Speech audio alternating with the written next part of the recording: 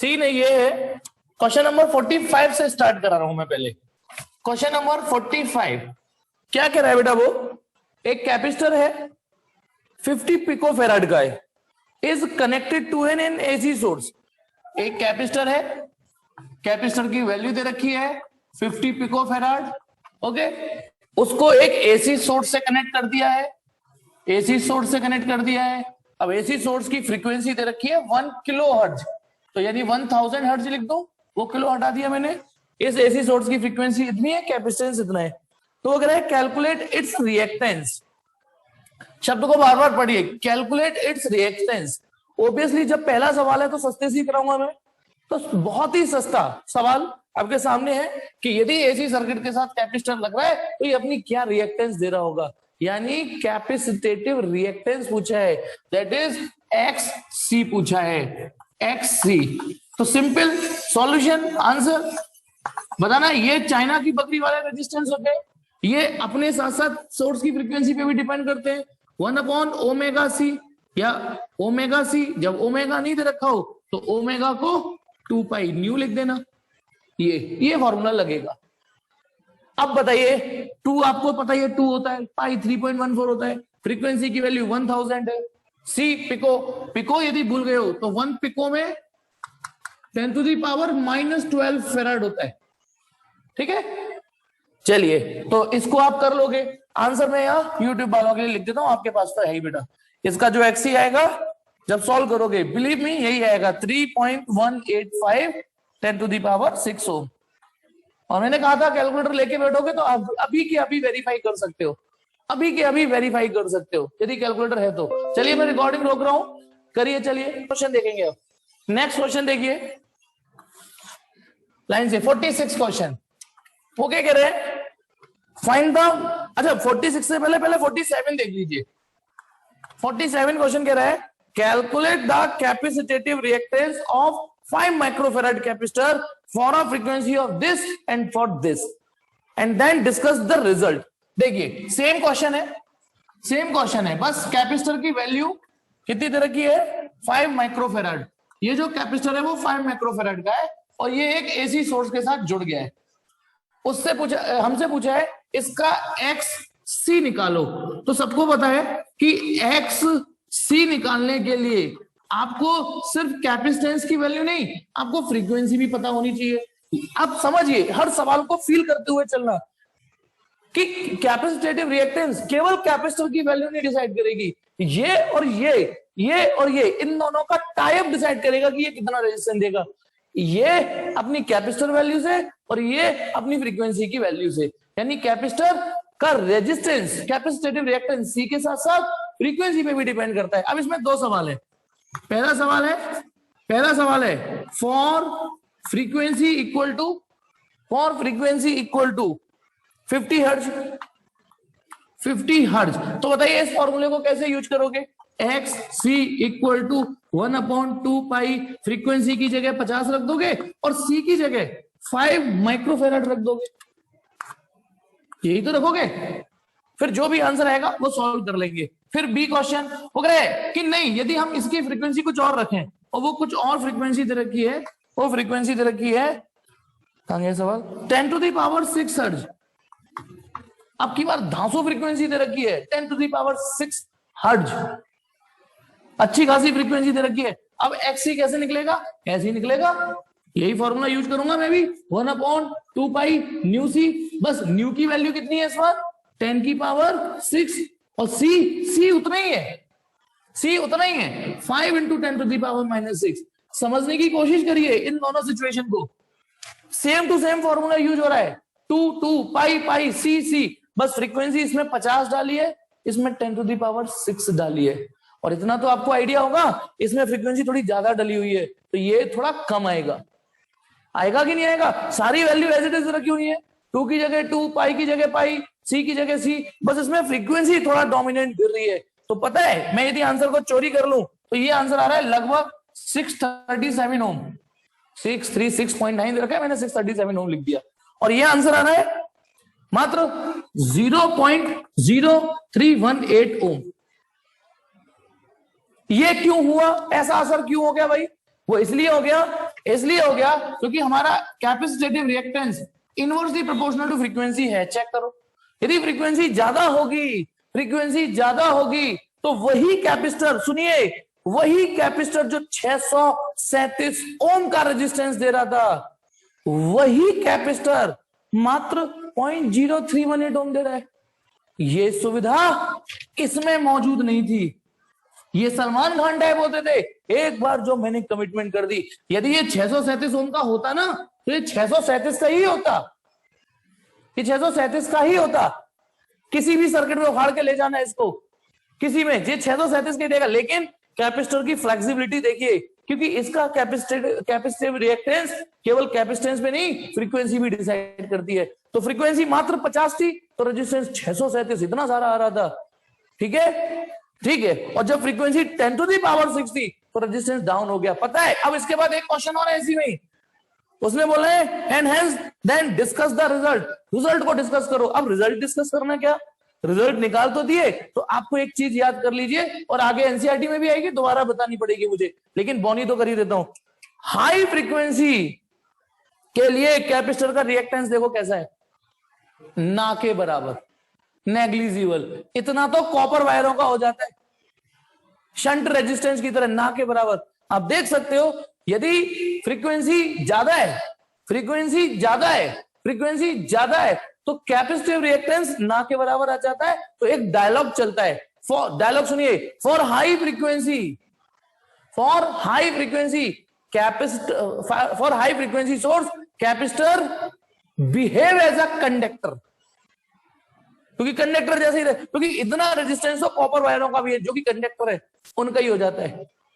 तो वही कैपेसिटर से आप कंडक्टर का काम ले गए, वही कैपेसिटर से आप रजिस्टर, और यदि फ्रीक्वेंसी कम कर दूंगा तो ये और तगड़ा रेजिस्टेंस देगा।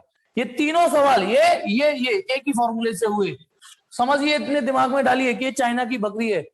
इनके रेजिस्टेंस, कैपेसिटेंस फिक्स हो सकता है, वो 5 माइक्रो ही रहेगा, लेकिन इनके द्वारा दिया जाने वाला रेजिस्टेंस, चलिए, वो बदल जाता है।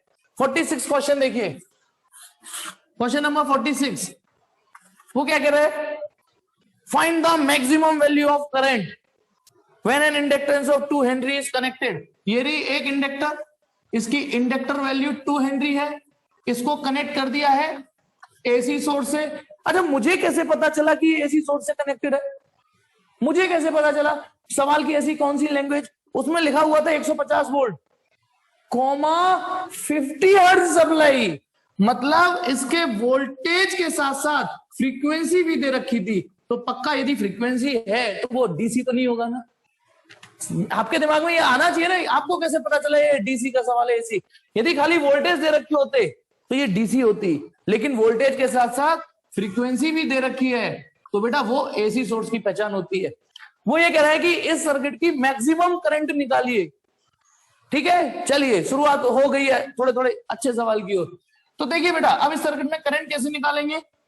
आई बराबर, शुरुआत कर देता हूं मैं आपको, हालांकि मिटाऊंगा मैं, आई निकालनी है आपको, तो मैं ये फॉर्मूला ही तो लगाऊंगा, E/Z। एसी सर्किट में देखो, आप फॉर्मूले पढ़ते थे V/R, ये तो याद होगा, ये तो रटा हुआ होगा, आपके टिप्स पर रटा होगा, जबान पे रटा होगा, आई बराबर V/R होता है। यहां V की शक्ल E हो गई है, और R ना लिख के Z लिखा जाता है, Z माने इंपीडेंस। अब सुनिए, यहां Z के नाम पर सिर्फ XL है, Z के नाम पर दिमाग में ये फॉर्मूला चलाइए, Z बराबर होता है √R² plus XL minus XC का होल स्क्वायर। और Z के नाम पर ना तो यहाँ R है ना XC है, तो सिर्फ क्या रह जाएगा, सिर्फ XL। आदत इसी फॉर्मूले की डालिए, इसी फॉर्मूले की डालिए। R भी 0 है बेटा हरेंद्र, XC भी 0 और R भी 0 है, तो यानी I बराबर E/Z, Z का रोल प्ले करेगा XL। अब क्योंकि मैक्सिमम करंट निकालनी है, तो मैंने आपको बताया था जब पापा मैक्सिमम होंगे तभी औलाद मैक्सिमम होगी। समझ पा रहे हो या नहीं? मैक्सिमम वोल्टेज रखोगे तब मैक्सिमम करंट आएगी। पहले इसका स्क्रीनशॉट लीजिए, क्योंकि उसके लिए थोड़ी सी जगह चाहिए। इतने का स्क्रीनशॉट लीजिए, टिक टिक 1 2 3 4 5। ओके, क्योंकि वो उतने में नहीं हो पाएगा सवाल। देखिए बेटा, मैं फिर से बताता हूं इस सवाल को कि I बराबर E अपॉन जेड, ये फिजिक्स हम यूज करेंगे।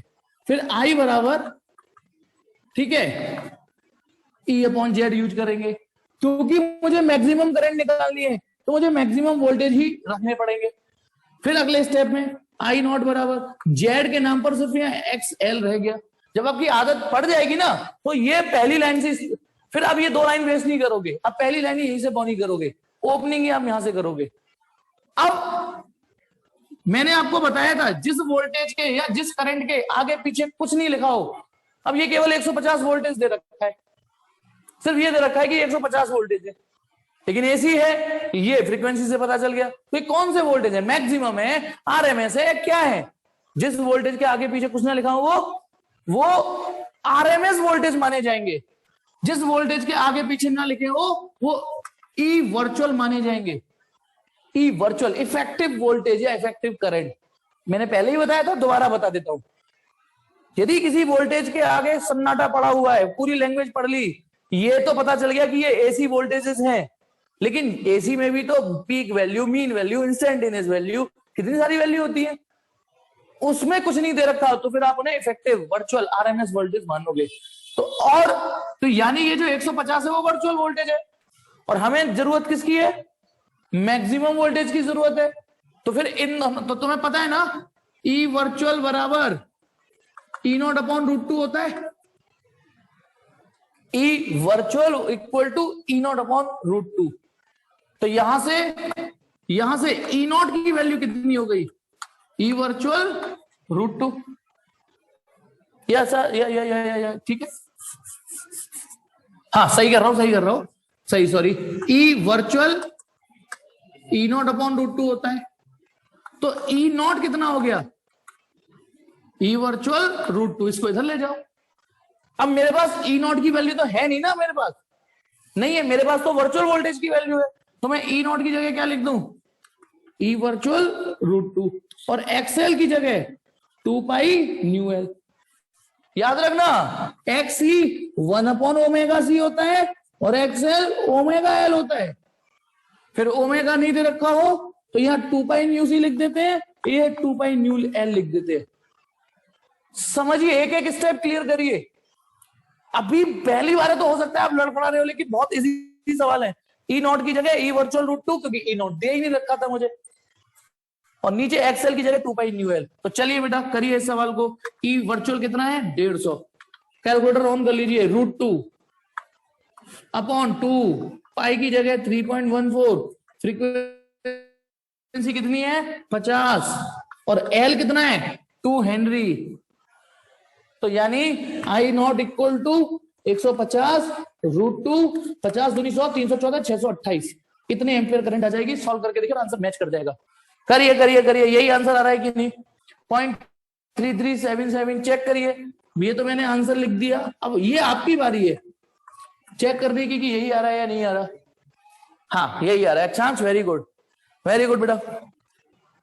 चलिए नेक्स्ट क्वेश्चन, स्क्रीनशॉट ले लीजिए बेटा, स्क्रीनशॉट ले लीजिए। सस्ते सस्ते सवालों से शुरुआत कराऊंगा। टिक 1 2 3 4 5। नेक्स्ट क्वेश्चन देखिए 48, कितना आसान सवाल है।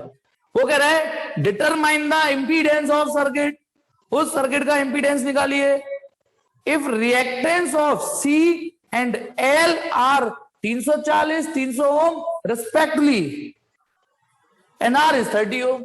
यानी उसने कहा कि कैपेसिटर ने जो रिएक्टेंस दे रखा है वो उसकी वैल्यू, इंडक्टर ने जो रिएक्टेंस दे रखा है उसकी वैल्यू, और कभी कभी यानी ये जो देखो ये 340 ओम क्या चीज है, ये कैपेसिटर द्वारा दिया जाने वाला रेजिस्टेंस है। ये एक्सएल लैंग्वेज पढ़ोगे तो समझ में आ जाएगा, ये 300 ओम, और रेजिस्टेंस जो वो है 30 ओम। इसको रेजिस्टेंस ऑफर्ड बाय कैपेसिटर भी बोलते हैं या कैपेसिटेटिव रिएक्टेंस भी बोल देते हैं, ठीक है। ये चीज, ये अलग अलग। अब इंपीडेंस पूछा है उसने, तो कितना सिंपल फॉर्मूला, अभी तो आप स्टार्ट है बिल्कुल, तो बताना सिंस जेड का फॉर्मूला क्या होता है, अंडर रूट आर स्क्वायर, मतलब ये तीनों मिलके इतना रेजिस्टेंस देंगे, under root R square plus XL minus XC का होल स्क्वायर। ये वार्म अप क्वेश्चंस हैं। आर कितना है 30 का स्क्वायर, और एक्सएल में से एक्सी घटाओगे तो 40 रह जाएगा, तो ये 50 हो गया। तो ये तीनों मिलके 50 ओम रेजिस्टेंस दे रहे हैं। देखो कमाल की बात, एक का रेजिस्टेंस 340 है, अकेले यदि लग जाए तो 340 दे देगा, ये अकेले लग जाए तो 300 ओम दे देगा, लेकिन तीनों लग के फिर भी 50 ओम दे रहे हैं। यही तो खूबसूरती है एसी सर्किट की। क्योंकि इसमें एक चीज ध्यान रखना, एक्सेल में से एक्सी माइनस भी हो रहा होता है, प्लस नहीं हो रहे होते। तो चलिए 50 ओम हो गया। फिर एक और क्वेश्चन 49, झंडू सा क्वेश्चन 49 भी देख लीजिए। In a series LCR circuit, एक सीरीज एलसीआर सर्किट है, वोल्टेज अक्रॉस इंडक्टर, यानी voltage across inductor, capacitor and resistor, क्योंकि लास्ट में लिखा हुआ है ना 40 20 20 इज्जतली, तो ये 40 वोल्ट, ये 20 वोल्ट और ये 20 वोल्ट। अब ये वोल्टेज की वैल्यू है कि इंडक्टर पर इतना वोल्टेज ड्रॉप आया है, कैपेसिटर पे इतना आया, रेजिस्टेंस पे इतना आया है। तो उसने बोला है what is the total operative voltage across the combination. तो तुम्हें ध्यान करो, टोटल ऑपरेटिव वोल्टेज का फॉर्मूला भी था हमारे पास, under root V R square, same tone में वी एल माइनस वीसी, ये भी तो फॉर्मूला था। यहां आपको एक और फ्लेक्सिबिलिटी बताता हूं, यदि ये मैक्सिमम वी आर है, ये मैक्सिमम वी एल है, ये मैक्सिमम वीसी है, तो ये मैक्सिमम रिजल्टेंट वोल्टेज होंगे, ध्यान रखना। डेरिवेशन के दौरान यही वैल्यू थी। लेकिन यदि ये आरएमएस है, ये आरएमएस है, ये आरएमएस है, तो ये रिजल्टेंट आरएमएस वोल्टेज होंगे। अब इन वोल्ट, इसने ये बोला है कि इंडक्टर के वोल्टेज इतने हैं, ये तो बोला नहीं है कि इंडक्टर के मैक्सिमम वोल्टेज इतने हैं, ये तो बोला नहीं है, सिर्फ इतना बोल दिया कि इंडक्टर पर इतना वोल्टेज आया। तो ये क्या चीज हुई, इफेक्टिव वैल्यू रही होगी। कैपेसिटर पर इतने वोल्टेज रहे हैं, यानी इफेक्टिव आरएमएस ये वैल्यू रही होगी। तो ये सारे इफेक्टिव है, सारे आरएमएस वैल्यू है। आरएमएस आरएमएस आरएमएस वैल्यू डालोगे तो रिजल्टेंट आरएमएस वोल्टेज आएंगे। हो गया सवाल। बताइए आर पर कितना वोल्टेज है, 20, और उस पे 40, इस पे 20, 40 में से 20 गए, 20 का स्क्वायर कितना, झंडू क्वेश्चन 20√2 वोल्ट। होप कि वार्म अप हुआ होगा आपका, यूं करके वार्म अप। ठीक है, चलिए एसएस मारिए इसका। अब एक बढ़िया क्वेश्चन, अब अच्छा क्वेश्चन शुरू होने वाला है। ठीक है अक्षांश, बिल्कुल कैलकुलेटर तैयार रखना पहले की तरह। एसएस मार लीजिए इसका, टिक टिक 1 2 3 4। ये तो थे वार्म अप क्वेश्चन। ठीक है, अब एक बोर्ड में कई बार आया हुआ क्वेश्चन है, इस टाइप का आया हुआ क्वेश्चन, क्वेश्चन नंबर 50, इस पे स्टार लगा देता हूं।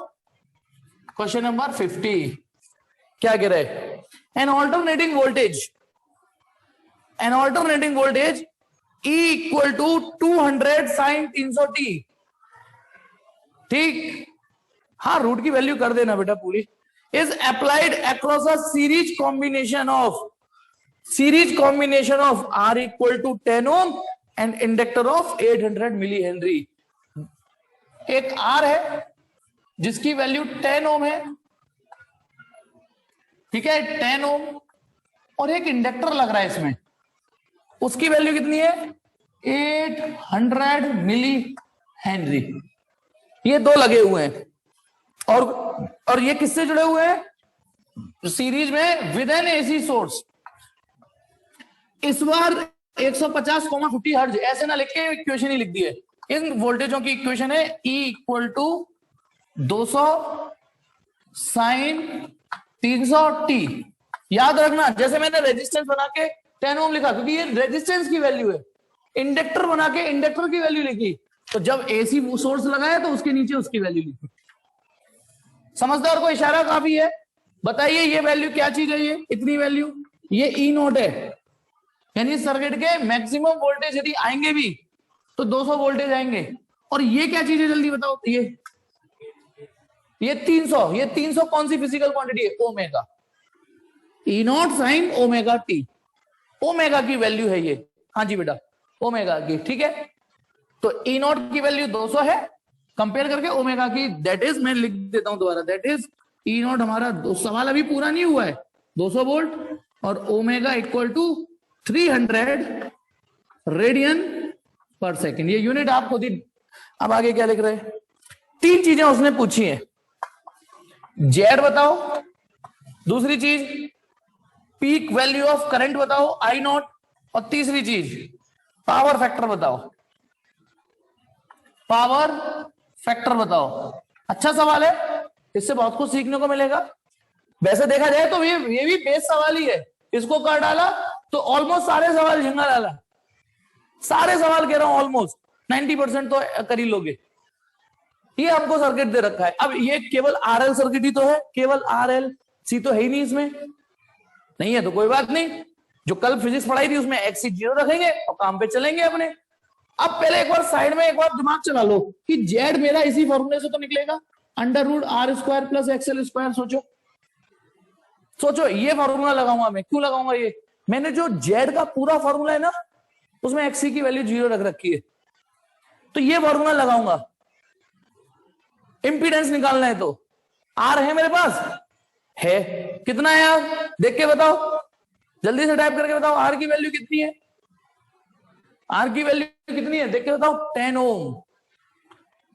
जल्दी से फास्टेस्ट फिंगर बस की तरह उंगली हटाए, बताओ एक्सएल की वैल्यू कितनी दे रखी है, एक्सएल की वैल्यू कितनी दे रखी है, टाइप करके बताओ जल्दी से, एक्सएल की वैल्यू टाइप करके बताओ कितनी, जैसे आर की वैल्यू 10 ओम, एक्सएल की वैल्यू अब है, दिव्यांश ने बताया 800 मिली हेनरी, देवराज ने भी बताया 800, और कोई, सौरभ अग्रवाल ने बताया 800। ये गलती नहीं करनी, ये एक्सेल की वैल्यू नहीं है, ये एल की वैल्यू है बेटा, सुन लो, ये एल की वैल्यू है, ये आर की वैल्यू है। आप ये बताइए, ये ओम है और ये मिली हेनरी है या हेनरी है, ओम और हेनरी जुड़ कैसे जाएंगे, होमोजेनिटी तो वैसे ही डिस्टर्ब होगी। ये कॉमन गलती है, इसलिए मैंने खोद के पूछा कि देखो आर की वैल्यू 10 ओम दे रखी है, तो एक्सेल की वैल्यू 800 मिली हेनरी, नहीं, एक्सेल आपको निकालना पड़ेगा। तो चलिए सॉल्यूशन स्टार्ट कर रहा हूं, सॉल्यूशन स्टार्ट कर रहा हूं। सबसे पहले आपको एक्सेल निकालना पड़ेगा, और एक्सेल निकलता है ओमेगा एल से, ओमेगा नहीं दे रखा हो तो 2 पाई न्यू कर देंगे ओमेगा को, लेकिन यहां तो ओमेगा ही दे रखा है सीधे सीधे, तो ध्यान रखना एल अलग चीज है लेकिन ओमेगा एल अलग चीज रेजिस्टेंस होता है। तो ओमेगा कितना है बोलो, 300, और एल कितना है 800 गुणा 10 की पावर -3, क्योंकि मिली मिली भी लग रहा है, तो ये गलती मत करना।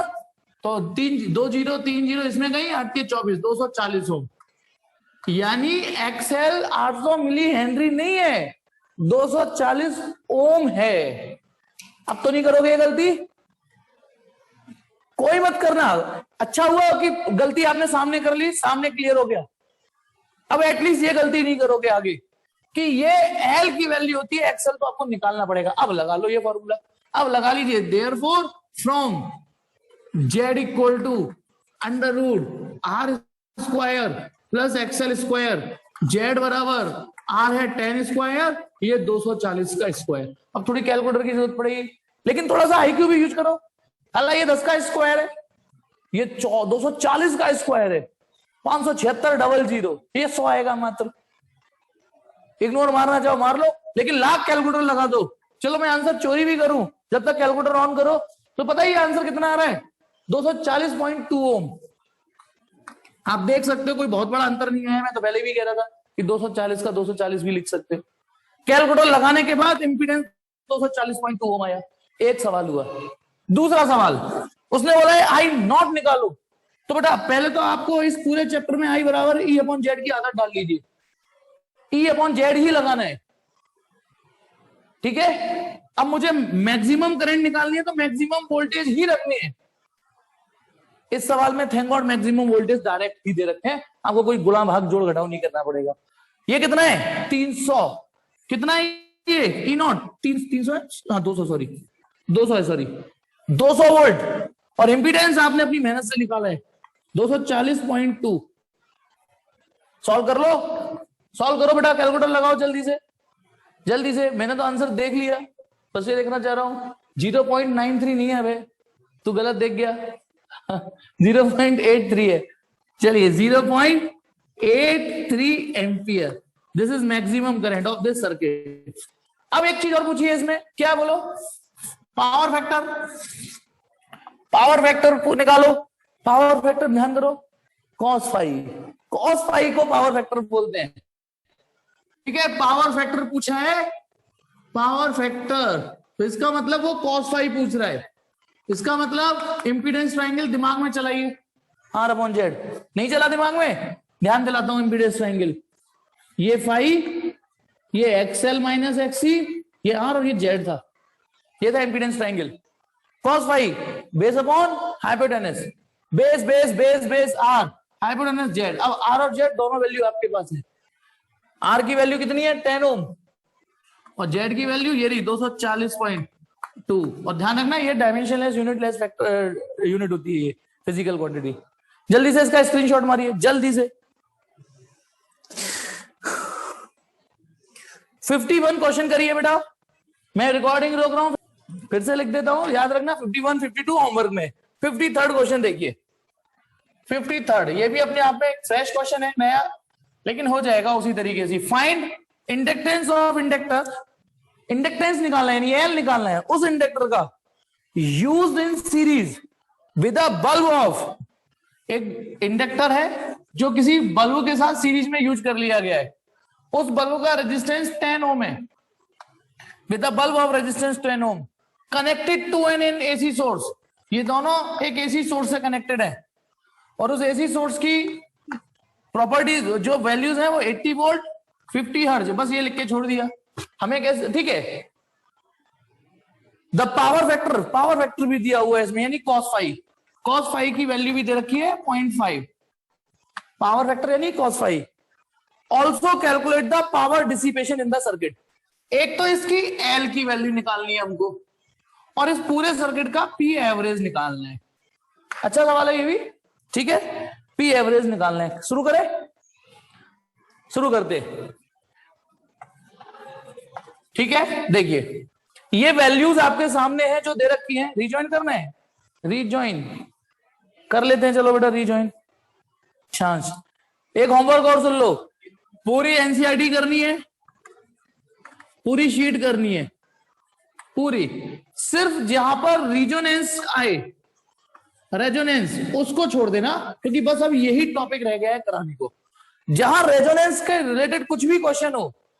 हाँ एनसीईआरटी भी और शीट भी कराऊंगा, एनसीईआरटी भी उठाऊंगा, पहले शीट को और अपने कुछ डाउट बता दूं। आप बिलीव कर रहे हैं एनसीईआरटी के शुरुआत के क्वेश्चन ऐसे लगेंगे एडिशनल से पहले कि हो गए, इतने आसान सवाल लगेंगे। अब तो होमवर्क तो मैंने दे दिया है आपको, थोड़ा सा आप खींचो, थोड़ा सा मैं खींचता हूं। चलिए इस सवाल को बताता हूं मैं। कुछ लोगों ने ट्राई किया और अच्छा किया, आंसर भी दिया, बाकी सब लोग देखिए बेटा, हाँ यही है बेटा आंसर, देखिए वेरी गुड। मनीष ट्राई किया तो हुआ ना, बाकी सब लोग देखिए। यार मुझे एल निकालना है, कैसे निकालू, ठीक है पावर, हाँ अब देखिए अब मुझे बताने दीजिए। मुझे 80 वोल्ट दे रखा है, तो ये कौन से वोल्टेज है, ये आरएमएस वोल्टेज है, क्योंकि यदि किसी वोल्टेज के आगे पीछे कुछ नहीं दे रखा हो, ऐसी करंट के आगे पीछे कुछ नहीं दे रखा हो, तो आरएमएस करंट होगी। फ्रीक्वेंसी है, पावर फैक्टर है। तो सबसे पहले सिंस सॉल्यूशन सुनेंगे, since cos five R upon Z होता है ना, cos फाइव की वैल्यू दे रखी है 0.5, आर की वैल्यू कितनी दे रखी है 10, ठीक है। जेड, तो जेड आ गया 20 ओम, लेकिन जेड ठीक है हमारा टारगेट नहीं था, लेकिन जो टारगेट है उसका रास्ता जेड से ही आएगा, तो जेड स्क्वायर कर रहा हूं मैं। क्यों कर रहा हूं जेड स्क्वायर, अभी समझ जाओगे। दोनों का स्क्वायर कर दो तो जेड हो गया जेड स्क्वायर 400, क्योंकि अब जेड स्क्वायर की जगह मैं ये लिख सकता हूं, बताइए R square plus XL square लिख सकता हूं या नहीं, बोलो। क्योंकि जेड बराबर अंडर रूट आर, ये भी आरएल सर्किट है, ध्यान रखना, आर और एल आरएल सर्किट है, बस ये आरएल सर्किट है, ठीक है। तो मैंने जेड स्क्वायर करके 400 कर दिया, तो जेड स्क्वायर में रूट नहीं आएगा, आर स्क्वायर 100 हो गया भाई, जब इसकी वैल्यू 10 है तो R square 100 plus XL square. अब करना क्या चाह रहे हैं सर, अभी बताता हूं। ये 300 हो गया, तो एक्सएल आ गया 10√3 ओम। कभी कभी सवाल सिर्फ इतना पूछ लेते हैं, सिर्फ इतना भी पूछ लेते हैं कि जेड निकालो, कभी कभी सिर्फ इतना पूछ लेते हैं कि सिर्फ एक्सएल निकालो। इसमें एक स्टेप और आगे घुसेड़ दिया कि नहीं एल भी निकालो, तो कोई नहीं, अब तो एक्सएल निकाल दिया। अगेन सिंस बताओ XL equal to 2 pi nu L also, दोस्त बनाओ बेटा इन फॉर्मूलों को। अब एक्सएल आपको दे रखा है 2 होता है, पाई 3.14 होता है, फ्रीक्वेंसी 50 है, तो एल नहीं आएगा। एल बराबर एक्सएल अपॉन 2 पाई न्यू, तो एल बराबर ये 10√3 2 की जगह 2, पाई की जगह 3.14, फ्रीक्वेंसी की जगह 50, 50 दूनी 100, 314। अब ये बेटा यहां पे आके बस कैलकुलेटर चाहिए होता है। 314 क्या हेनरी, एल की जो यूनिट आएगी वो हेनरी आएगी, हेनरी। फिर एक और चीज पूछी है, यहां एक चीज और पूछी है उसने, एवरेज पावर निकालो। तो दूसरा क्वेश्चन पी एवरेज, तो बेटा एक ही फॉर्मूला रख लो, ई virtual I virtual cos phi. ब्रह्मास्त्र ना, ये कल समरी जब बताई थी, किसी में भी यूज कर सकते हैं इसको। ई virtual I virtual cos phi, इसमें आपके पास ई वर्चुअल है मौजूद, कॉस फाई मौजूद है, क्या नहीं मौजूद? जो नहीं मौजूद, तो देखिए ई वर्चुअल करंट किसी सर्किट में ई अपॉन जेड सी तो निकलेगी, करंट ई अपॉन जेड से निकलेगी, और वर्चुअल करंट निकालनी है तो वर्चुअल वोल्टेज रखने पड़ेंगे। कल से बता रहा हूं ये वाली बात में, जैसे वोल्टेज रखोगे, यहां पे एक बार आप प्रैक्टिस कर लो, आई बराबर ई अपॉन जेड, आई बराबर ई अपॉन जेड। यदि पीक करंट निकालनी है तो पीक वोल्टेज रखो, और वर्चुअल करंट निकालनी है तो वर्चुअल वोल्टेज रखो। उस एक्सप्रेशन में वर्चुअल करंट होती है तो वर्चुअल वोल्टेज रखने पड़ेंगे। अब तो मेरे पास बताइए, इसकी वैल्यू कितनी है 80, इसकी वैल्यू है 80, जेड कितना है 20, कॉस फाई कितना है 0.5, 0.5 मतलब 1/2। सॉल्व करो बेटा, 20 दूनी 40 दूनी 160 वाट आ गया। अब मैं इसमें एक चीज दिखाता हूं आपको, पहले तो इसका स्क्रीनशॉट लीजिए, फिर एक चीज दिखाऊंगा जो आपके, जो थोड़ा सा मजबूत करेगी, थोड़ा और आपका कॉन्सेप्ट क्लियर करेगी। वो ये, पता है ये जो 160 वॉट खर्च हुई है, वो सारा खर्चा इस बल्ब ने कराया है। ये तो वैसे भी वॉटलेस करंट यूज करते हैं, ध्यान है ना, इंडक्टर और कैपेसिटर अच्छे बच्चे होते हैं, ये नहीं खर्चा पानी देते, एवरेज पावर में कोई खर्चा पानी नहीं कराते। यही है सारी बदतमीजी इसी रेजिस्टेंस पे होती है। तो पता है आप, एक मिनट, आप यहां से मिटा दो, हाँ जरूरत नहीं है दुनिया। एक और चीज बताता हूं, केवल आप केवल इस पर पावर डिसिपेशन निकाल दो 160 आएगी। तो आप बताइए power across resistor, power across resistor, ये फॉर्मूला है या नहीं? बोलो I square R, I square R formula है या नहीं? बस ये वर्चुअल कर, ये लगेगा, ये फॉर्मूला लगेगा।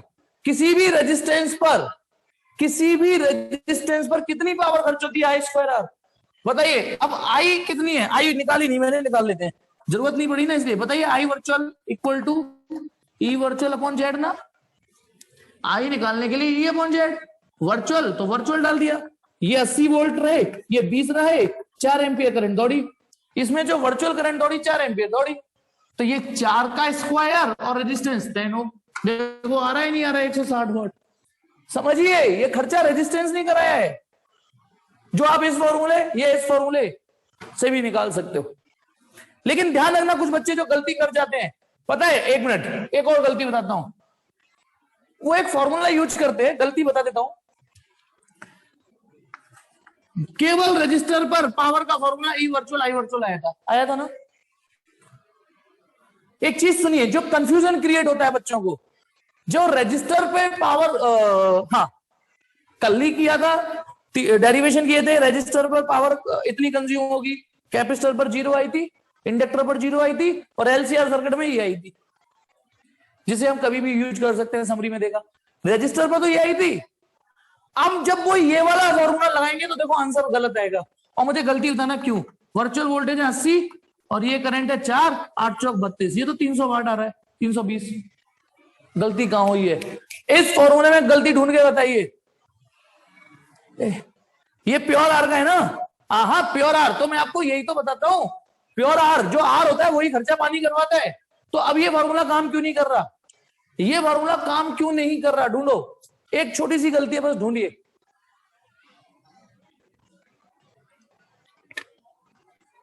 मेरा दिव्यांश क्वेश्चन नहीं समझे, ई virtual I virtual cos phi, ये तो असली फॉर्मूला है, इससे तो गलती कभी होगी नहीं। मैं ये कह रहा हूं, जब किसी सर्किट में पावर केवल रेजिस्टेंस ही खर्च करता है, यही खर्च करता है, यही खर्च करता है, तो हम इस फॉर्मूले को क्यों नहीं यूज कर सकते? हाँ हरेंद्र कुछ पहुंचा, कुछ पहुंचा। पता है इस फॉर्मूले में गलती, कोई गलती नहीं है, पर जब ये फॉर्मूला आप रजिस्टर पर लगाओगे तो ये क्या चीज है, रजिस्टर के वर्चुअल वोल्टेज, ये क्या चीज है, रजिस्टर से पास होने वाली करंट, और आपने रख कौन से वोल्टेज दिए हैं, आपने टोटल ऑपरेटिव वोल्टेज रख दिए, वोल्टेज आपने रख दिए टोटल। जबकि अब हम यदि केवल इस फॉर्मूले का यूज करना चाह रहे हैं तो सिर्फ इसके वोल्टेज रखो। बताएंगे इसके वोल्टेज कितने हैं, बताओ इस पर कितने वोल्टेज आएंगे। इसकी करंट आपको पता है 4 एम्पियर है, इसका रेजिस्टेंस तुम्हें पता है 10 है, तो पता है वर्चुअल वोल्टेज अक्रॉस आर, ये शब्द होना चाहिए, वर्चुअल करंट अक्रॉस आर ये होना चाहिए, और हमने पूरे रख दिए 80, तो इसलिए गलत आ रहा था। ई वर्चुअल आई वर्चुअल यानी voltage across R, current across R. Pure R में लिखने की जरूरत नहीं होती थी, लेकिन यहां तो दोनों है, इसलिए यदि ये फॉर्मूला यूज करना है तो थोड़ा समझदारी से। अब बताइए इस पर कितने वोल्टेज आएंगे, किसी रेजिस्टेंस में उससे पास होने वाली करंट मल्टीप्लाई कर दो तो उसका वोल्टेज आ जाता है इंटू वाई वर्चुअल। अब तो कर दीजिए, बताना ये कितना है, 4 10 ये 40 है, ये 4 एम्पियर है, 160 वाट। हालांकि ये मिलके फॉर्मूला बना यही, देखो आई स्क्वायर आर ही बना वो। चलिए एक और सवाल करते हैं, ठीक है। 54 एसएस मारिए बेटा इसका, इस चीज को भी कि ऐसे भी निकाल सकते हो। किसी भी एलसीआर सर्किट में जो पावर का सेटअप होता है वो आर की वजह से करना पड़ता है, ठीक है, आर की वजह से। एक और सवाल करते हो, होमवर्क में दे ही चुका हूं, कल भी सवाल कराऊंगा, वो मैं बताऊंगा कि मुझे कौन से कराने हैं। अभी आज आपको मोमेंटम दे दिया, ऐसे ही होते हैं सवाल। क्वेश्चन नंबर 54 और देखिए 54, वो कह रहा है when the series combination of inductance and capacitance, नहीं इंडक्टेंस एंड रेजिस्टेंस, सॉरी, ठीक है, फिर से इंडक्टर रेजिस्टर आ गया, और इससे इंडक्टर और रेजिस्टर फिर से आ गए, आर कनेक्टेड विद, इनको कनेक्ट कर दिया है किससे, 10 वोल्ट कॉमा 50 हर्ट्ज से। इसमें 1 एम्पियर करंट दौड़ रही है, 1 एम्पियर करंट दौड़ रही है। अब उस करंट के लिए भी कुछ नहीं बोला, तो पहले ये बताइए ये जो 10 वोल्ट है ये कौन से वोल्टेज है, ये वर्चुअल वोल्टेज है। अब तो आदत पड़ गई, फ्रीक्वेंसी कितनी दे रखी है 50 हर्ट्ज, इसमें करंट दौड़ रही है 1 एम्पियर, तो ये कौन सी करंट मानेंगे हम, वर्चुअल करंट मानेंगे। अब आगे क्या लिख रहा है, the voltage lead the current by pi by 3, यानी phi equal to plus pi by 3 दे रखा है।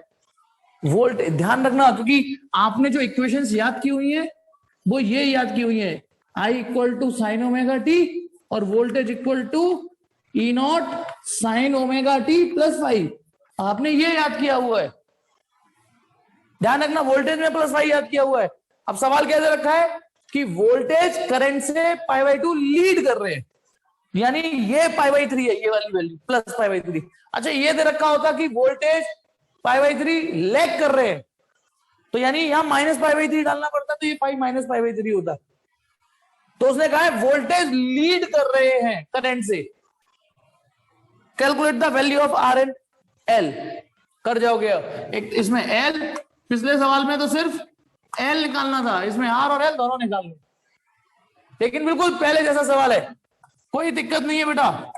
जेड आप देखो, सिंस आई बराबर ई अपॉन जेड, इसका मतलब जेड बराबर ई अपॉन आई। ध्यान रखना वर्चुअल वोल्टेज रख रहे हो तो वर्चुअल करंट ही रखनी पड़ेगी। वो 10 दे रखे हैं, ये 1, तो 10 ओम तो इसका जेड हो गया, 10 ओम तो जेड हो गया। फिर एक चीज और सुनिए, since power factor cos five बराबर आर अपॉन जेड होता है, cos फाइव की वैल्यू दे रखी है प्लस पाई बाई 3, आर पता नहीं लेकिन जेड 1 है, जेड 10 है। ये धीमे धीमे प्रैक्टिस से आ जाएगा। पिछले सवाल में हमें cos फाइव पूरा दे रखा था, इसमें 5 दिया हुआ है, तो आप cos लगा के उसे cos 5 कर दो। अब cos में प्लस हो माइनस हो, cos को इस बात से फर्क नहीं पड़ता। cos पाई बाई 3 कितना होता है बताना, cos पाई बाई 3 यानी 60, cos 60 यानी 1/2, तो इसकी जगह लिख दो 1/2, r अपॉन 10, तो r इक्वल टू तो 5 ओम आ गया, r आ गया एक, तो 5 ओम, r आ गया 5 ओम। फिर वही पिछले सवाल की तरह, अगेन सिंस जेड स्क्वायर बराबर R square plus XL square, Z आप निकाल के पहले तैयार बैठे हो, ये 10, 10 का स्क्वायर 100, ये 25 क्योंकि 5 है ये, प्लस एक्सएल स्क्वायर, तो एक्सएल स्क्वायर हो गया 25 यानी 75, 25 दिया 75, एक्सएल इक्वल टू 5√3 ओम।